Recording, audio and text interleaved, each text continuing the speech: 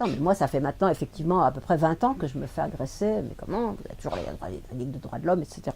Bon, alors moi, ma position là-dessus, elle est moi, je pense que les droits de l'homme, il n'y a pas de problème, en fait. Il y aurait pas, logiquement, il n'y a pas de problème. Mais que, enfin, je dis juste ma position et après je développe. Bon, je pense qu'il n'y a pas de problème, qu'il n'y a aucune ambiguïté, qu'il y a plein d'inconvénients, qu'il n'y a aucune formule qui soit bonne, mais que la pression est telle aujourd'hui que je pense que le combat pour conserver l'appellation droits de l'homme, y compris pour la Ligue, à mon avis, il y a un moment où il va falloir céder. Voilà. Alors, moi, pour mon bouquin, je m'explique là-dessus. Alors, il n'est pas très gros le bouquin, donc il y a juste 2 pages. Mais moi, mon bouquin, je continuerai à l'appeler Droits de l'homme. Pourquoi? Parce que moi, mon bouquin, il n'est pas actuel. Je veux dire, il parle de l'actualité, mais il parle aussi d'histoire. Et parler de droits humains pour parler de ce qui s'est passé il y a 2 siècles ou 3 siècles, je pense que ce serait complètement, comment dirais-je, anachronique en quelque sorte. Il y a plein d'arguments qui ont été invoqués. Hein. Alors, les arguments les plus forts, enfin les plus forts, que personnellement je pense que c'est pas vrai, mais c'est pas grave. Un des arguments, enfin il y a 2 arguments qui se mêlent, un argument historique et un argument sémantique. Alors, l'argument historique, c'est de dire, regardez, la Déclaration des droits de l'homme, elle était faite que pour les hommes. Et ça, c'est faux. On ne les a pas reconnus comme citoyennes, mais ça, c'était pas marqué dans la Déclaration des droits de l'homme. Ça a été fait. Mais les droits de l'homme, on les leur a reconnus.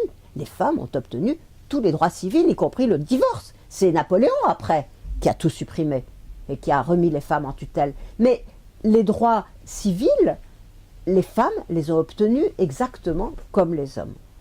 Alors, c'est vrai que après on leur a dit stop, les droits politiques, vous les aurez pas. Mais c'était pas inscrit dans la Déclaration des droits de l'homme. Bon, donc je pense que cet argument historique n'est pas très juste. Et si on prend les arguments historiques, après tout, on peut dire que les droits de l'homme, l'expression droits de l'homme, elle a une force symbolique importante. Donc, du point de vue historique, c'est réversible. Hein. Si on prend l'histoire, c'est réversible. On peut dire effectivement, c'est vrai que les droits de l'homme, après, les femmes, elles ont été discriminées, et surtout, elles n'ont pas eu les droits politiques, donc c'est le droit de citoyenne, surtout qu'elles n'ont pas eu. Et puis, d'un autre côté, on dit, ben voilà, les droits de l'homme, finalement, c'est une, comment dirais-je, c'est la perpétuation de ce qui était déjà, au départ, en 1789. Bon. Ensuite, il y a évidemment la question sémantique, c'est-à-dire que l'homme, c'est vrai que ça peut être l'homme masculin ou ça peut être l'homme, voilà, malheureusement les Français, ils n'ont pas Mensch et Mann comme les Allemands. Bon, donc, cela dit, personne ne conteste que l'homme, c'est l'homme et la femme dans cette... voilà. Donc c'est juste au niveau non pas de la dénotation, mais des connotations en quelque sorte, c'est-à-dire de ce à quoi ça fait penser. On a tout de suite parce que oui, femmes, etc. Voilà, mais je veux dire l'homme. Voilà. Il n'y a pas de doute à mon avis sur le fait que quand on dit droits de l'homme, c'est aussi les droits. La preuve, c'est que toutes les conventions internationales, elles ne font que parler des femmes. Enfin, elles parlent autant des femmes que des hommes. Que les droits de l'homme, les droits de la femme ont avancé. En tout cas sur le papier, alors même avec l'appellation droits de l'homme. Donc, reste cette histoire, bon quand même on nous dit les mots sont importants. Alors je suis persuadée que les mots sont importants, et d'ailleurs dans des cercles de plus en plus nombreux, on pratique, alors au Gisti on l'a fait dans nos publications, c'est compliqué, l'écriture inclusive. C'est très compliqué, ça vaut la peine je pense, mais enfin, à condition que les choses restent lisibles. Mais ce qu'il y a, c'est qu'il faut apprendre aussi à écrire directement, si j'ose dire, épicène. C'est-à-dire qu'il faut justement, et c'est très difficile de traduire un texte qui a été écrit en masculin, de le traduire en mixte.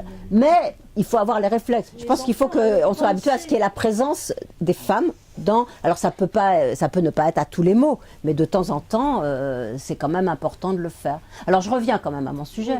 Donc ça, c'était juste pour vous montrer que je suis quand même d'accord que les mots sont importants. Mais sauf que homme, moi je trouve que quand on dit les droits de l'homme, je pense que c'est un peu bidon. Enfin, puisque tout le monde le dit aujourd'hui, et puisqu'on se fait attaquer tellement, la Ligue belge, ça y est, s'appelle Ligue des droits humains. Même la FIDH, qui est la création de la Ligue, a changé son nom. Alors elle continue à s'appeler FIDH, Fédération des droits de l'homme, et quand vous allez, ils ont trouvé un autre truc, j'ai oublié quoi. Donc, je pense que, surtout, alors laissons tomber même la question des associations, mais dans le langage, je pense que, en plus avec l'américanisation du langage, les human rights, de toute façon, ça va bien. Bon, alors, à partir de là, moi, mon autre problème, c'est que je trouve, c'est pour ça que personnellement, je préférerais rester aux droits de l'homme, je trouve qu'il n'y a pas de mots qui conviennent. Les droits de la personne, alors en plus ça fait un peu église catholique, bon, si on ne le sait pas, c'est pas grave, mais l'église, elle a toujours parlé des droits de la personne, puisque les droits de l'homme, elle n'aimait pas, quoi. Les droits de la personne, alors c'est ce qu'ont fait les Québécois, les droits de la personne, mais même les droits de la personne, ouais, oui, mais alors l'individu, on va encore vous dire que c'est un masculin, donc, voilà. Les humains, pourquoi alors les droits, alors moi, je vais vous dire pourquoi moi les droits humains, j'aime pas. Alors pourquoi j'aime pas? Pour deux raisons. Alors il y en a une. Bon, il faut la laisser tomber, mais enfin quand même, les droits humains, c'est vrai que grammaticalement, c'est pas, ça veut dire que ce sont les droits qui sont humains et ça désigne pas le titulaire. Hein. Alors que dans les autres langues, human rights, ça peut, l'adjectif qualificatif peut désigner le titulaire. Donc les droits humains, bon, enfin, ça encore, on va dire que de toute façon, il y a des tas de mots, c'est une question d'habitude, du moment qu'on sait de quoi on parle, c'est pas très grave. Mais on a, par exemple, quand on parle des droits sociaux, les juristes, ils parlent des droits sociaux, pas seulement les juristes. C'est quoi les droits sociaux? Bon, aujourd'hui, on sait que c'est le droit du travail, la sécurité sociale, voilà. Mais honnêtement, les droits sociaux, ça ne veut strictement rien dire. Bon, donc, ça, c'est... Moi, l'autre chose qui me gêne, mais ça, c'est purement moi, c'est que je trouve que, de façon subliminale, comme on dit, les droits humains, ça fait un peu humanitaire. Et c'est-à-dire que voilà, l'homme qui souffre, il faut protéger les droits des personnes. Alors ça peut bien marcher pour les réfugiés qui soient dans la mer, hein, protéger leurs droits humains. Mais oui, mais quand même humain, humanitaire, je trouve que ça, voilà, moi je trouve que ça colle pas très bien.